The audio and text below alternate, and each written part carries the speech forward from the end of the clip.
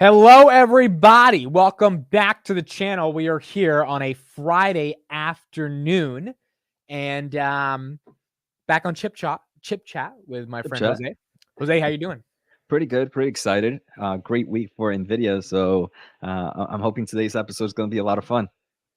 Nvidia had an incredible conference and we got a lot to talk about with Nvidia. But on top of that, I don't know if you looked at the stock market, Jose, but market's red. And one stock cannot stop. Like it's stupid, but I get it. But it's stupid, but I get it. Like, I mean, what are your thoughts looking at this right now on a red day, seeing Nvidia pump to 945? I mean, there's obviously a lot of excitement for this company in the short term. Obviously, you know me, I'm super bullish in this stock. But throughout the week, I know we have crazy red days, crazy green days, and I think that's going to continue here for Nvidia. All right, well, it's green today on a Friday. Okay, so let's get into the conference. Really big stuff. GTC. I know both of us watched it live and we got to sort of understand what was going on. Jensen basically talked for 2 hours straight and introduced a lot of different things. Let's start off with high level thoughts and then we'll get into the nitty gritty. What was your overall takeaway from the conference? So the first takeaway after I actually watched it, I think twice at least. Maybe I'm on my third take now because there's Wow. certain information that I feel I'd miss out on the first time. Um, First is just competition is nowhere near Nvidia at the moment. That is the first takeaway, and the amount of chips that they're going to be making and the development on a yearly basis, I can't see any competitor getting even close. Being private companies, being public companies, being even their own customers, right? So we've talked about it here in the past, where even the cloud service providers are developing their own AI chips. At the end of the day, it's like cool. You guys can do that. You guys can spend your money on research and development, but you're not going to catch up to Nvidia right now. Um, the second thing that really caught my attention was the end. I really wanted to see where Jensen and the team believed the next step of AI was headed to. Mm-hmm. Obviously, generative AI, but it does seem like a big push is moving into the robotics market. So that gets me pretty excited. And in when they were talking about robotics, they were talking about two types of robotics. They were talking about humanoid robots, and then your just kind of autonomous vehicle in general.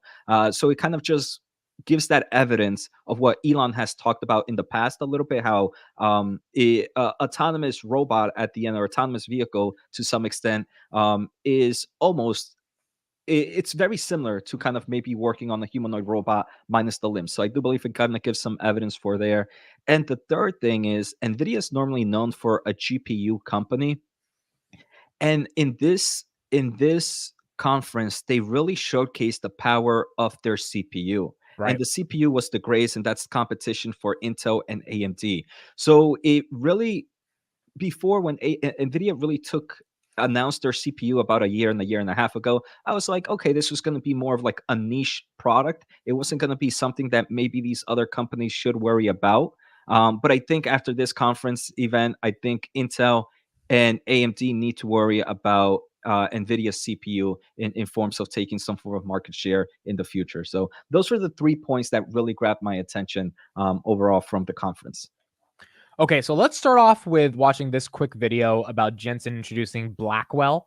I had never seen a presentation from Jensen introducing a new sort of GPU, what he calls platform, not just like a regular chip. So let's listen to him present this and then we'll discuss what Blackwell actually is. The world. This is Blackwell. Mm-hmm. His jokes were okay, you know. I love his jokes. It's okay, Hopper.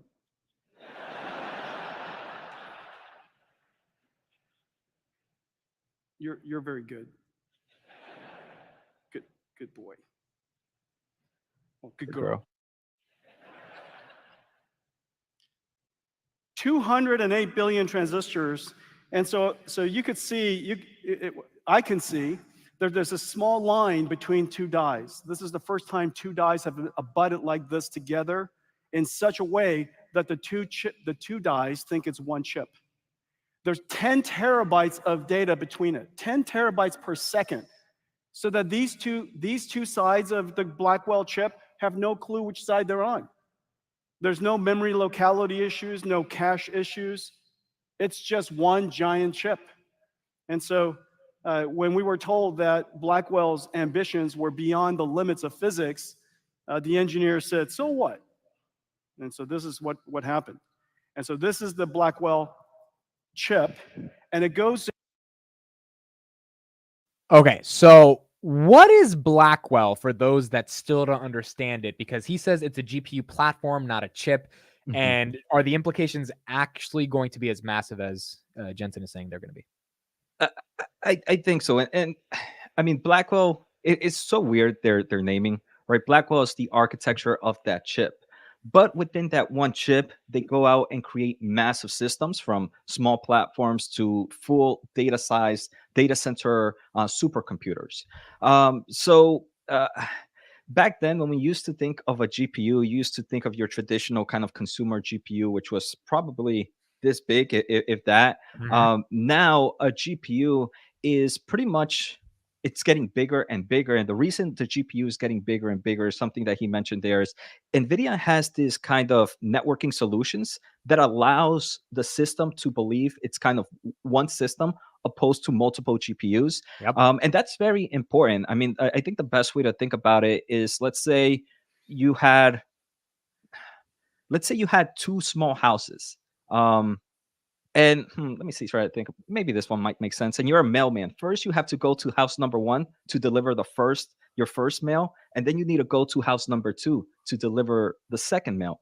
But let's say if you're able to connect those houses together in a way where those two houses are just one house, Right. now the mailman only needs to go to that one house to kind of send that delivery. So it helps out with optimization of data transfer and the way the software just looks at what it needs to do. So that was a major breakthrough there, in forms of this one chip being kind of multiple chips put together. And almost then like an apartment complex. Yeah. Mhm. Like an apartment. Yeah. Yeah, so like a very, very efficient apartment complex, and the amount of solutions that they have from this platform is pretty insane. Let me kind of share my screen here. I kind of made a small presentation. Share screen, Windows. Thank you, everybody, for being here. If you have not followed Jose on YouTube and Twitter, I know people are asking about his handles. They are in the chat and in the description. Yeah, so for example, you create with that one chip, one of their main products is this right here, the DGX B200. And the DGX B200 is pretty much like a mini supercomputer. It's two CPUs and 8 GPUs put together. And then from this platform, you can go into creating systems like the DGX SuperPods, which are somewhere between 8 of these to hundreds to thousands of these. So you can either be a small enterprise to just buy a few of these, or you can be a huge data center and purchase a huge amount of data center solutions for your needs. So it's pretty crazy what this Blackwell architecture will be able to do for the company. So the Blackwell is an architecture, and this being another GPU, but being a GPU platform that allows other GPUs to talk to each other. When I was watching the conference in the video, does that mean that, like OpenAI Sora, if they're using Blackwell to train their models, it's just going to be more efficient and cheaper training? Is that kind of the implications for clients? Yeah, so it'll be faster to train in general. And obviously with this, a lot of things, it'll be faster to train. You'll be able to train more data points, and just the speed itself is very important, right? Because if someone else has the data, it's pretty much who's going to get to there first. So it's going to be able to do it faster. It's going to be able to do it at more data points, and it's also going to be able to do it at lower power. Because I think let me go back to my SharePoint here. I actually have some information on that real quick. So here, for example, he talked about the Hopper system. So the Hopper system, if he was training, for example, a GPT MOE 1.8 trillion parameter model, they would need 8,000 GPUs and 15 megawatts of power. And megawatts is where we're getting a lot of the bottleneck for a lot of these data centers right now is not just computational power, but the amount of energy that they're able to provide. And with that same model, in that same amount of days, if you want to do in the same amount of days, you can do it with actually 2,000 GPUs with Blackwell instead of 8,000. And you're actually able to do it with about 1/4 the power. So that both you're getting smaller real estate, so you don't have to invest in a huge kind of infrastructure to some extent. Managing a lot less computers is a lot easier, and obviously that power efficiency also helps out in the long run. So I think this is a great way to kind of showcase the evolution of just the Hopper. And the Hopper was an amazing product; it still is. But the Blackwell is just a complete different beast. So ultimately, this means that it'll be faster, more efficient. It'll streamline the training process. Now, I mean, I know Nvidia's up right now, but investors did sell off the event by about 3 to 4%. Doesn't matter too much. But do you think it was a little bit too technical of a conference for investors to understand the implications of this? Because you're a technical guy and an investor, so you understand it. But do you think the far majority didn't really get it? Yeah, I think that was the issue. I mean, GTC. This isn't a new event. This has happened for. It's been a yearly thing, and nothing has changed. I think right now, unfortunately, we have a lot more retail investors, and I don't mean that in a negative way. I think Nvidia has become more popular, where everybody's just investing in Nvidia, and they don't know how these events have gone in the past. So I think they were expecting a lot more AI fireworks, AI this, AI that, new chip, new chip, new chip, new chip, and if you were a long-term investor, you do know that, hey, look, they were going to announce the Blackwell architecture. They were most likely going to announce these supercomputers, and they were going to announce some form of software solution. There was the hope that maybe something crazy was going to come out, and I Like do an think iPad or a Vision Pro or some crazy thing. Yeah. something crazy, right? I think the humanoid robot was the craziness, but I guess investors were just expecting a lot more. And like I mentioned, even for me, that I know some of the technical, I don't know everything about it, but I had to watch it at least 2 times to kind of grab a lot of the key points. In the second through, I was like, oh wow, I can't believe I missed this. This was pretty good showcase of what Jensen was talking about. By the way, the conference that you watched 2 times and I watched 1 time, we were collectively 3 out of 20 million views that this conference got, which is insane, dude. I It mean, like, is. could you imagine Palantir getting 20 million? I mean, they would kill for 20 million views. Any company would kill for 20. I think only Tesla and Nvidia can put up those types of numbers Mhm. on these types of conferences. So definitely got a lot of distribution. For anyone who has questions in the chat, please put them below and we'll get to them all at the end. Okay, let's talk about NIM. Let's talk Mhm. about NIM because I don't fully understand this, and I think you can break it down. It kind of looked like a Palantir competitor to an extent. So, NVIDIA announced NIM, a new software platform designed to streamline the deployment of custom and pre-trained AI models into production environments. NIM takes the software work NVIDIA has done around inferencing and optimizing models, makes it easily accessible by combining a given model, like GPT, Gemini, whatever, with an optimized inferencing engine and then packing this into a container. And the example that I saw was that they're going to take companies' data, train it on-prem, and that allows you to potentially gain insights from your data. He mentioned a lot about chatting with your PDFs. Now, originally I saw this and I was like, chat with PDF? Like, who the fuck? Like, that's such a old, like, no, that's such a small use case of these types of models. There's like 1,000 startups helping you chat with your PDF. But it seems like there's a little bit of a unique differentiator here in terms of how they're doing the inferencing. So what is NIM, and do you think it is kind of a competitor to some of these platforms like an AIP for enterprises? So at first, when I first heard it, that was my first thought as well. I'm like, wow, this might be coming in for Palantir's throat a little bit. But the more I thought about it, maybe not. So Nvidia is known for giving their chips a purpose, and that's why Nvidia has done really well by focusing in the software solution. So Nvidia created these chips in general, and then when they created these chips, they made software that was optimized for them chips. So pretty much created markets for their chips and gave a reason for you to buy NVIDIA GPUs. So now NVIDIA is doing that again with the AI market.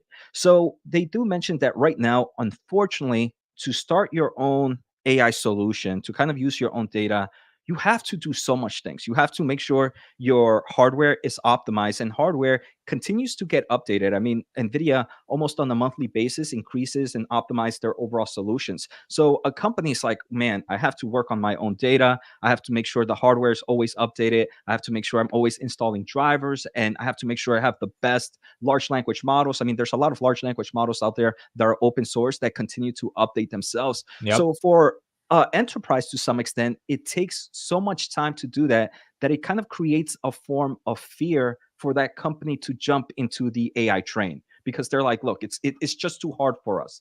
So Nvidia, what they're doing with this NIMS is, once you have this software solution from them, and this service from them, they're going to be working on, hey, every time we'll make sure you have your most updated large language model. You don't have to worry about that. We're going to make sure that your hardware is being used in the right place, has the right software, has the right optimized. So the only thing you really have to worry about, to some extent, is maybe having your own data and giving us the right data that you have.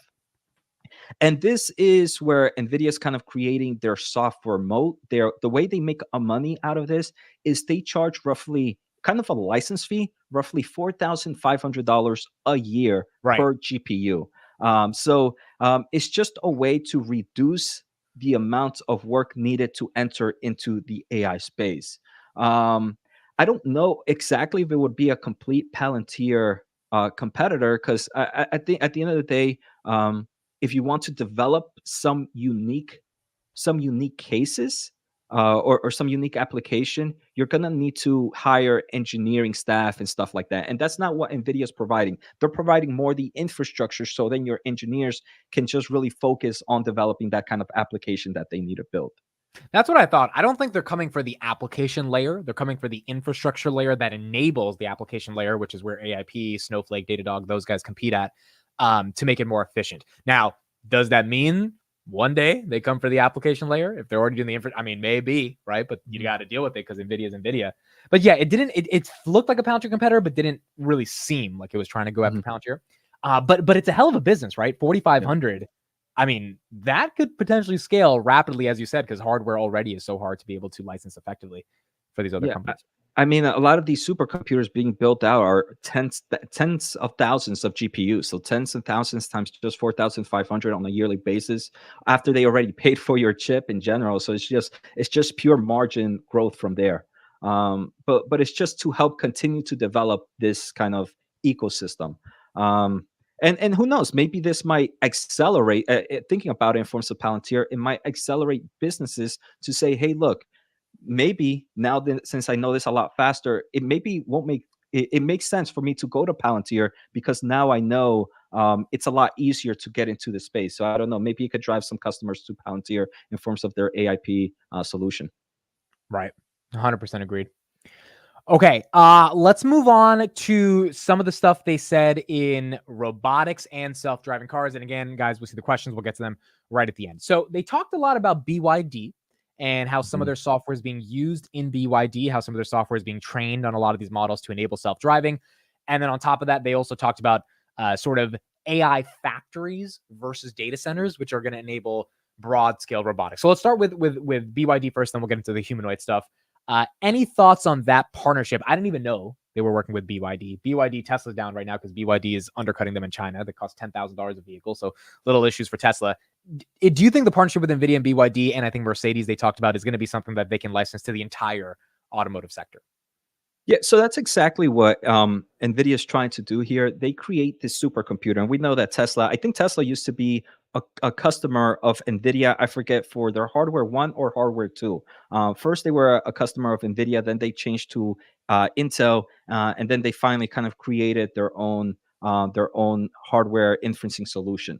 So that's pretty much that hardware inferencing solution is what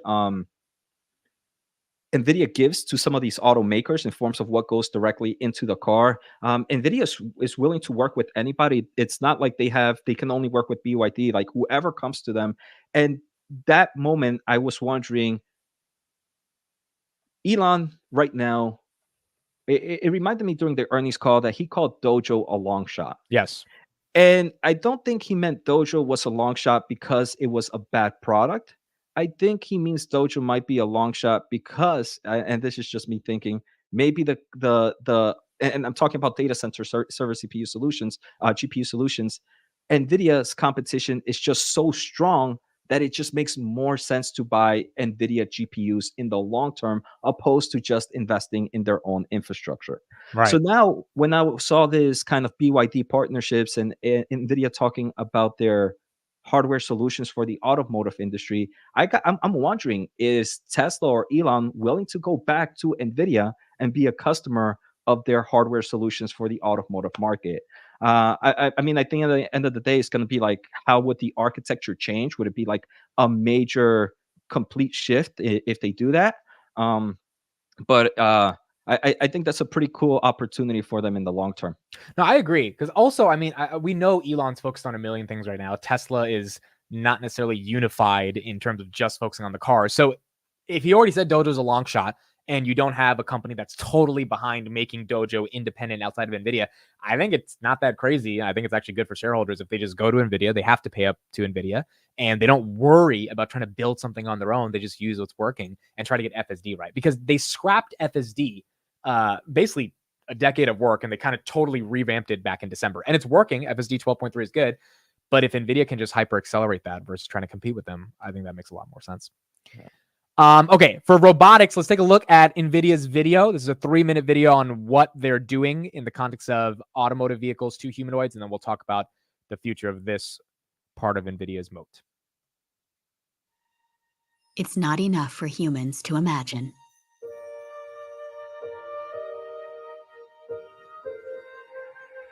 We have to invent and explore and push beyond what's been done.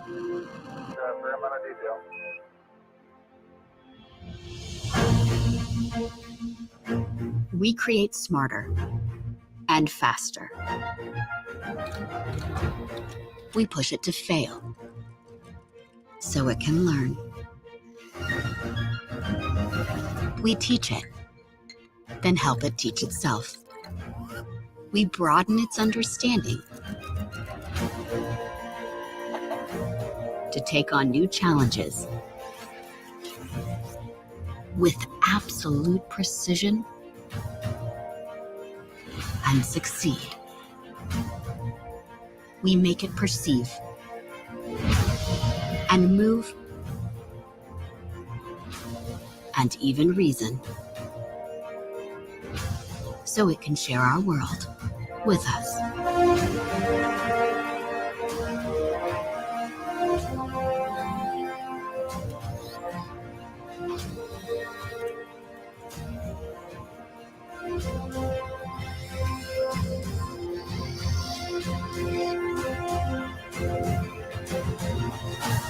This is where inspiration leads us, the next frontier. This is NVIDIA Project Groot. A general-purpose foundation model for humanoid robot learning. The Groot model takes multimodal instructions and past interactions as input and produces the next action for the robot to execute. We developed Isaac Lab, a robot learning application to train Groot on Omniverse Isaac Sim. And we scale out with Osmo, a new compute orchestration service that coordinates workflows across DGX systems for training and OVX systems for simulation. With these tools, we can train Groot in physically based simulation and transfer zero shot to the real world. The Groot model will enable a robot to learn from a handful of human demonstrations, so it can help with everyday tasks and emulate human movement just by observing us. This is made possible with NVIDIA's technologies that can understand humans from videos, train models in simulation, and ultimately deploy them directly to physical robots. Connecting Groot to a large language model even allows it to generate motions by following natural language instructions. Hi, JL1. Can you give me a high five? Sure thing. Let's high five. Can you give us some cool moves? Sure. Check this out. All this incredible intelligence is powered by the new Jetson Thor robotics chips, designed for Groot, built for the future. With Isaac Lab, Osmo, and Groot, we're providing the building blocks for the next generation of AI-powered robotics. This is weird. Every time I watch an NVIDIA video like this, I get the chills. I don't know how I watched that video. I think this was like my second time watching it, and I don't have any NVIDIA stock, dude. Like it's one of those. It's like It literally feels like we are living in the future. Those robots, there's startups like Figure, Apptronic, obviously Tesla. It all goes back to Nvidia. All of it goes back to Nvidia. And if Nvidia develops it really well, who knows who's here to say they won't create their own robots, and then they're going to compete with Optimus to an extent. So what were your thoughts on this Isaac Lab, this Thor chip, and what you think their future is in the humanoid robotic space? So, I mean, luckily for Nvidia and long-term investors, Isaac is not new. This Yeah. Isaac robotics platform has been here for a long time. But right now, the tipping point of large language models has pushed for more autonomous in the robotics market. Where before it would be more more programmed instead, where it would be following set of directions. Now, with the evolution of AI, it's completely shifting on how quickly we thought we were going to get into these kinds of robotics market. So Isaac, with the simulation, right? NVIDIA there is creating three amazing platforms. It's first creating the data. So it's going to have a foundation of data, foundation models of text, demonstration, and I forget what was the other one. Videos. It was like three Video and different things. audio, learning how to speak. Yeah. Yeah, so it's going to have the foundational models. Then outside of that, it's going to have a platform that's going to be able to use that data. Then from there is going to have the hardware solution where you're going to need to train it and inferencing, and that's going to be your data center solutions. That was the OVX and the DGX. The DGX is usually powered by like the best, like the Blackwell chip, and then the OVX is usually powered by like a smaller version of that chip, which is more meant for inferencing, where you don't need maybe the best out of the best, but you can still benefit from the new architecture. And then outside of that, they're also going to provide the hardware solution that goes in the robot itself. So that hardware inferencing on the robot. So they have this full stack. And I don't think NVIDIA will ever create their robotics. At the end of the day, this is going to be just like the car maker was probably going to be a margin business. The best player is going to be the one who has the software solution that enables anybody to be able to enter into this market. So Isaac, that lab they've been working on for a while. Mhm. To you, it seems like they want to keep doing as much research and deployment of these models in either real-time factories or with their distribution partners to be able to gather even better data for the foundation models to eventually, maybe it's 3-4 years from now, be able to give a company like Optimus or Figure everything they need to be able to deploy their robots. Basically, what Tesla's eventually going to try to do with FSD to the other manufacturers as well. Yeah, so I think NVIDIA is that company that breaks the barrier. Let's just think about it with Tesla, right? Tesla, it's an automotive company, but it's a robotics company.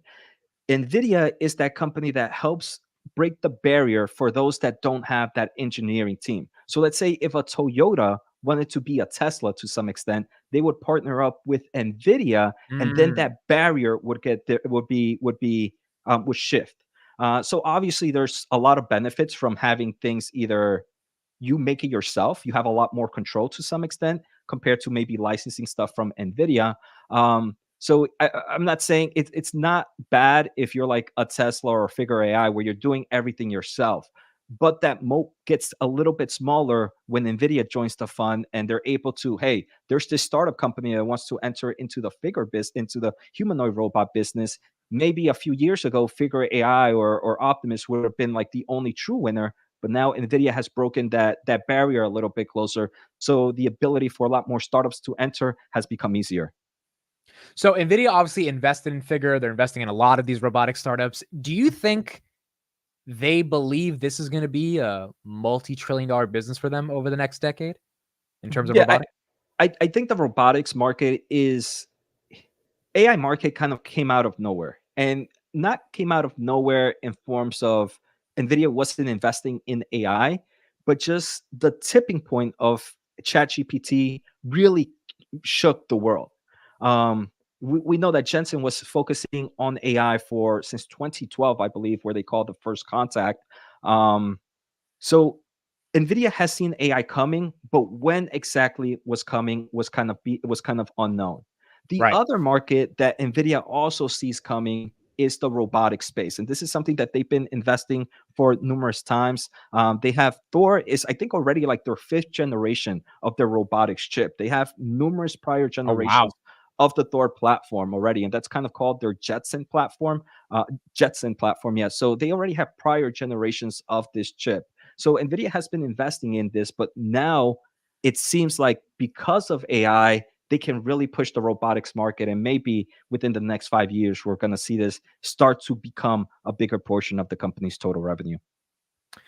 Okay, cool. We'll get into Q&A. I do have one more question for you, or one more topic around the Omniverse, but we'll get into Q&A as well, and I'll dig this question in via the Q&A. Farzad, thank you for being here in the chat. He says, I think Tesla and NVIDIA partnership will exist for a long time, in my opinion. What's the ceiling for intelligence? How many chips are needed to achieve maximum AI?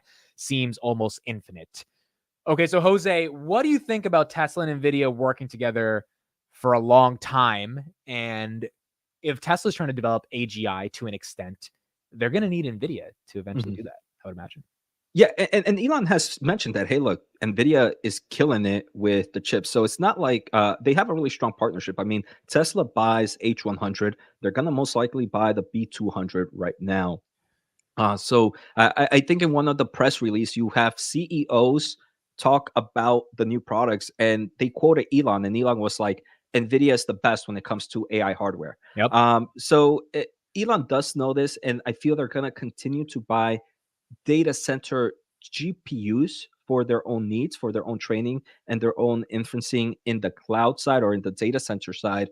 What I'm really interested to see is if Elon is going to shift into using NVIDIA's robotics products for their Optimus and for their car platform. And I believe if they do that, it might seem bearish that saying like, oh, look, Elon is giving up on their version. I would think it's a lot more bullish, because then you don't have to worry for that creating your own hardware platform. You can focus on the next thing, or how to make it better against the competitor. So I would really like to see Elon kind of push into the hardware market with using NVIDIA products. Yeah, and I think, look, if they're getting slow on executing against Optimus, because within the next year or two, if they don't have, like Apptronic, one of the other robotics companies, they just put in robots in Mercedes. I don't know if anyone saw that news. So like, I don't know if Optimus is actually doing high level cognitive tasks and physical tasks, obviously, for organizations. But if they're not within the next year or two, they may have to run to NVIDIA, because NVIDIA is kind of like a cheat code of like just getting the robot up and ready and then deploying them. You got Apptronic, you got Figure that is already at BMW, that's public as well. So Tesla's going to have to get their Optimus out into some commercial enterprises. I'm sure there's deals under the table of companies that want to utilize Optimus for workhouses or factories or stuff like that. But we don't know if it's deployed, and NVIDIA might be the cheat code for allowing them. Yeah. And usually, right, with these companies in the tech space, they're always, I wouldn't be surprised if Elon does have a team of engineers working on Optimus with NVIDIA's hardware as well. Sometimes these companies see like, hey, look, there's this way to go with humanoid robots in these two different approaches. Maybe we have our big team focus with our own AI hardware, but maybe we should also focus on a small team using maybe NVIDIA's hardware, just in case we ever need to pivot really quickly. So I wouldn't put it past a lot of these tech companies that even though they might be creating their own chips, they might still be doing research and development with with NVIDIA chips in the long term.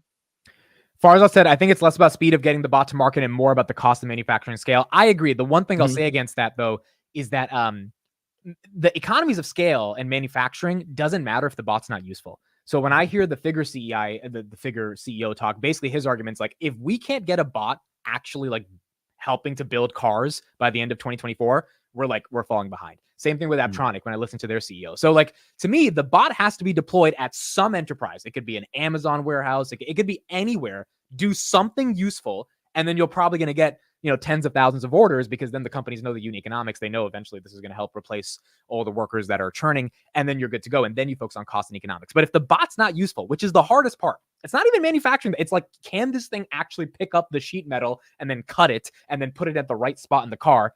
Until that's proven, like, you're not going to get the massive orders to end up making this.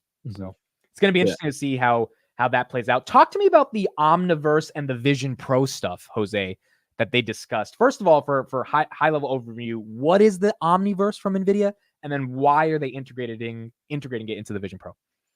So Omniverse is kind of this,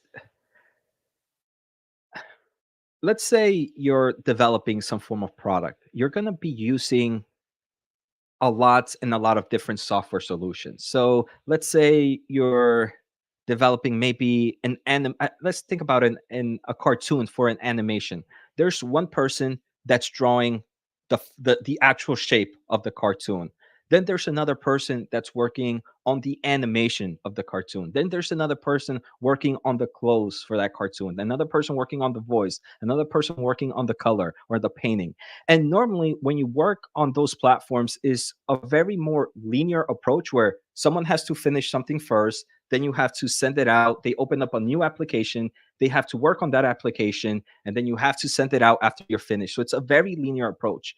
The Omniverse, what it does, it makes this more of a parallel approach where you're able to kind of go into this digital world and all these applications are kind of connected to each other. So let's say I'm drawing the figure. While I'm drawing the figure, the person that's coloring the figure can be working with me at the same time. So it's kind of allowing all these applications to be joined together, so you can kind of do amazing collaborations. And in these Omniverse, you're also able to do a lot of things like simulations. Yeah, so I think here you can see like, I don't know if Let they me type in usually have, NVIDIA Omniverse. Let's see. yeah, NVIDIA.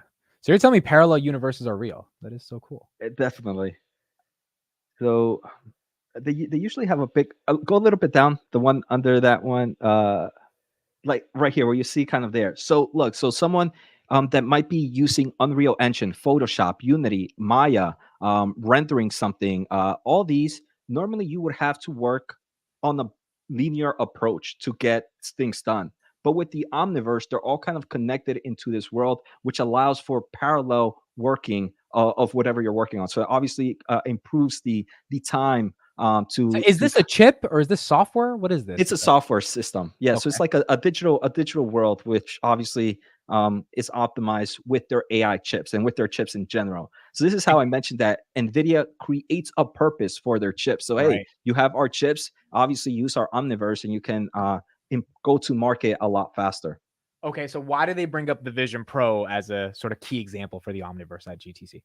I think just Vision Pro is getting a lot of attention right now, and it's just a way to kind of bring attention to the Omniverse. And with the Vision Pro, right, to develop anything in there, you're going to need to do some form of spatial thing from using probably Unity. You're probably going to need to use Photoshop, Maya, and stuff like that. So it's just, hey, if you're a developer working on something like this, you're most likely going to want to come to the Omniverse solution for it. Okay, perfect. All right, guys, if you have any more questions, you can put in the chat. I'm going to get to a couple of other questions. One question here about Groot. Did you think that was cute, Jose? I thought it was amazing. I thought orange and green, whatever they're called, they're the robots he had on live were pretty cool. The It was two so cute. Star Wars robots. It was hilarious. It was great. I love that part. Some of his jokes were interesting, but these parts were good. Okay, so Vici says, I'm curious about the trade war thoughts. The government granted Nvidia and TSMC the ability to double sell chips to China and the US. I'm curious about the further implications for major ramping up. We talked about China and how Nvidia was not able to sell this quarter, and next quarter they're developing less powerful chips, so that revenue should tick up. Any kind of updated thoughts around what's going on with this trade war with China and the US? At the end, I think right now is something that's just still ongoing. We're gonna have to listen to their quarter one earnings to see what's going on there. But based on what we're hearing still right now, the demand for AI chips is just still so high that I think at least for the next few quarters, at least the next 3 to 4 quarters, even if China's not a player, this company is still going to be sold out on their chips. So in terms of revenue, I really wouldn't be worried about this. This is more just a tailwind if it gets approved for the future. What do you think about the TikTok war as a result of this? I mean, let's say we end up ban TikTok. Do you think China retaliates and that has implications on Nvidia to any extent? I mean, I think the only thing that would really go crazy for Nvidia, if any form of retaliation from China, would just be, and this is just from a top level view, doing something to Taiwan, because that's where most of the AI chips come from. But if something like that was to happen, the whole world would kind of go like, "Hey, you can't do this, or we're about to bully your ass," because everybody needs the AI chips, right? It's if something like that was happening, it would really stop the world. So the whole world would definitely try to fight back for it. Okay. ET says, did you talk about the part where how NVIDIA is going to make it so everyone has their own personal LLM based on their computer? That's basically the NIM, right? Or that's Yeah, so NVIDIA also has this platform called RTX Chat, okay. where if you're Yep. if you have NVIDIA's GPUs, you can kind of put your own data and keep it all in your own hardware, right? That's the important thing about this. It's keeping your information safe. So it's pretty cool. I mean, NVIDIA's GPUs are the best solutions for the AI market. So NVIDIA being in laptops is probably the best approach to bring AI locally. Yeah. So instead of training like a custom GPT, you would be able to train a model locally on your PC. So if you have a lot of data for some unique reason, you can train it on the device, and that's the value of it essentially, Hmm. versus giving Yep. it up to like ChatGPT. Okay. Alan says, Jose, do you agree that NVIDIA is going from hardware to software, whereas other Mac 7 are trying to go from software to hardware? I think that's true. I think also all the other companies are just trying to see how they can compete against Nvidia one way or another, either to maybe improve their own margins, where Nvidia is just focusing on making the best solution. So I think right now that's what makes Nvidia one of the top players in the Mac 7, where they're not focused on anybody else. They're just going at full speed. Yeah, and I think one thing about the other Mac 7, let's get rid of Tesla from this, but those guys have made software margins for so long. They know what it feels like for software. Apple with services, even though they have a lot of hardware. And I think from their perspective, the software is great, but the hardware, which in this case is the beloved GPU, is what's controlling their software margins at the end of the day. Like Meta's Yep. advertising margins are contingent upon the sophistication of their targeting on AI-based trained models for advertising, and that comes down to NVIDIA's GPUs. So I think there's a really unique push and pull at the end of the day. And we've talked about on this channel a lot of times that the hyperscalers are now trying to build their own products, and NVIDIA is trying to make sure they can take a piece of the products they build by helping them versus letting them compete.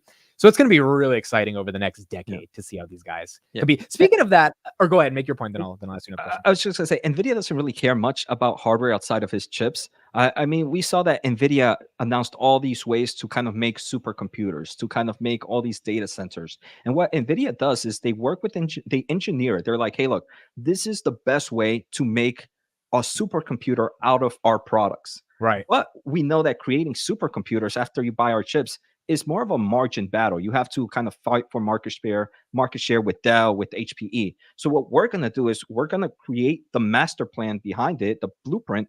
We're going to give it to Dell. We're going to give it to HPE. We're going to give it to Supermicro. So now all these companies can go out there and make our chips and our supercomputers a lot faster, and we don't have to worry about it. They're able to get it to the market a lot faster, so we don't even have to worry about our competition because we know that you guys can build our supercomputers efficiently, quickly, and with our products. And you understood that master plan thesis back in 2018. In 2018, they weren't talking too much about building the supercomputers, but it has evolved recently of, hey, look, that NVIDIA is really they go out there and find the market. They find this market, they create this blueprint, and if that blueprint shows that it's a low margin business, they give it to those other players instead, so those other players can be NVIDIA Salesforce, and they don't worry about impacting their margins and going into low hanging fruits, low margin fruits. That's a good point, dude, because the low margin businesses are not exciting and they don't get the big Mhm. multiples. The reason Mac 7 or the Mac 7 is because they get big multiples. So if NVIDIA lets everybody else compete for the margins, but they create the infrastructure that controls all that, I mean, that's a hell of a business. And that's why this damn thing's running almost 946 right now on today. What do you think of Cathie Wood buying 90,000 shares of Meta at Meta's $500? I mean, I don't know. Meta's definitely a monster in the AI market. Um, But why do you think she's buying at 500? I mean, I I either she's trying to park her money somewhere because the ETF can't hold cash. But even if she is, why does she pick Meta? Is what makes me curious. I wonder if looking at forward PE ratios, how cheap Meta is compared to maybe the other Mac 7s. I think the only one that's cheaper is probably Google. Correct. Yeah. And I'm gonna guess forward PE is probably less than maybe 25 for Meta right now. So So maybe that's the yeah, you're case. right. You're right. Yeah. Um, Meta in this AI market, Meta has been really open source, and when it's open source, you don't get this much talk about it because it doesn't really showcase in your products to some extent. Like obviously everybody's talking about Microsoft and OpenAI because Microsoft, you're really seeing some form of solution out of it. Meta has showcased that, hey, look, we're still in the early innings. By us creating these open source solutions in the future, we do believe because the open source development platform is going to help us accelerate a lot faster. We're going to come out with something really strong, really big, and shock the world. And I think Meta is definitely going to be one of the top AI companies in the world. So maybe that's what Kathy's looking at. And like you mentioned, if she can't put her money somewhere else, I think Meta might be the cheapest and maybe the safest approach amongst the Max 7. Yeah, because Google's cheaper. So she Mhm. could park her money in Google, but that's why I was thinking about it. It's like maybe she's really scared of parking her money in Google because Google's AI moat seems a little weaker compared to, all the things that Meta's doing. Piash in the chat says, do you think Nvidia adopts Apple's business model and definitively locks developers and customers into its hardware by offering software purpose on it, like you buy the iPhone, then lock up with iOS? I think we kind of talked about it, but that's basically what they're trying to do to an extent, right? Yeah, it definitely does look like that. But the great thing about it is I feel I don't know how to explain it, but I feel like with the iPhone, you're more locked in. And I think Nvidia is going to be very careful about that because if they start to lock in a lot too much, you're going to start to have maybe the Department of start looking at like DOJ. monopoly. Yeah, exactly. Like monopoly stuff and wrong incentive stuff. So I think Nvidia, they're going to be playing it smart here where it's still open source to some extent where anybody can come and use their solutions, but at the same time they're going to have like their own ecosystem where you have the option. And I think that's what Nvidia is going to make sure to have the option of where you go around. Obviously if you choose their route, it's going to be the most optimized route, but I think they're going to have to keep the option open. Dude, it is kind of crazy. Obviously the DOJ is investigating Apple now. Nvidia is the actual monopoly that exists when it comes to chips, right? It's like no, but like that. But so there's two cases of this. Number one, it's ironic they're not investigating. Like I know Apple's a monopoly, but Nvidia's the legitimate monopoly for chips. Number two, maybe the U.S. is not investigating Nvidia, even though they should, because they know Nvidia is kind of the United States competitive advantage when it comes to AI. Like Apple making a new iPhone, that doesn't make the U.S. that much better outside of GDP growth. But Nvidia not having what they need to be able to advance artificial intelligence, and then China comes up with their own Nvidia, and Nvidia is not as powerful. I don't think I will go out on the limb today, and I will say the United States will never investigate Nvidia for antitrust laws. In their data center solutions, probably. No, I think they're never. I think they're not going to fuck with Jensen, dude. Yeah. They're going to let Jensen make his crappy jokes. I'm sorry, Jensen. They weren't the best jokes. They're going to let him make his crappy jokes on that presentation. Because if they fuck with NVIDIA and NVIDIA has problems and now we're not as superior as we should be, I mean, it would have to take a really stupid administration to go after NVIDIA. Yeah. Yeah. I mean, like I said, I used to work for a defense contractor. And one of the things we always used to hear about is like, hey, we need to make sure we're working on the best products because China's right all around the corner in forms of AI, in forms of next products. So I think that could be a point. If we do see some form of slowdown here, it's the NVIDIA could be that competitive edge that the United States needs for AI and for national defense security purposes as well. Yeah, I think national defense security is very important. I was watching 60 Minutes last night, CBS's sort of flagship show, and they went to China, and in China they did an interview with a bunch of people that were building humanoid robots, and a lot of those robots seemed pretty damn good to me. They were giving them a high five, and so it's like China's working on this stuff. It's not like China is sleeping right now. They're just not as good as America, and so we'll see how it ends up playing out. Last question for you, Jose, then we'll end it out. Please make sure everyone to follow Jose on YouTube and Twitter if you are not. This is our podcast for those that have just been introduced to it. Chipchat every week, usually Thursdays at 1 p.m. We will be here talking about the world of semiconductors and chips. What did you think about Apple potentially relying on Gemini to create a generative AI model? Do you think that was coming from a sign of weakness? And do you think Apple is actually going to compete in the LLM place? Yeah. I think you can see it in two ways. The first way you can see it is I personally think it shows a little sign of weakness of Apple. Apple has really not showcased much in the AI market. I think we really just heard about it in their last earnings call where they talked that, hey, they're going to be showcasing within the next few months their top AI solutions. But but I haven't seen charts where you're seeing Apple buying massive H100 GPUs or B100 or B200 GPUs. And unless they have some secret GPU product out there that they haven't announced that they're using to kind of train their own models, it seems like Apple might be lacking in this space. On the other aspect, it also could be seen that Apple believes the large language model right now is more just a commodity business. So there's no real point in investing in that space right now. And we have to wait and see to where the AI market is going in the next few years. So maybe Apple is just playing the patient game and they think the large language model is not the way for them to go and invest in the AI space. But I think it's more the first where they're probably lacking a little.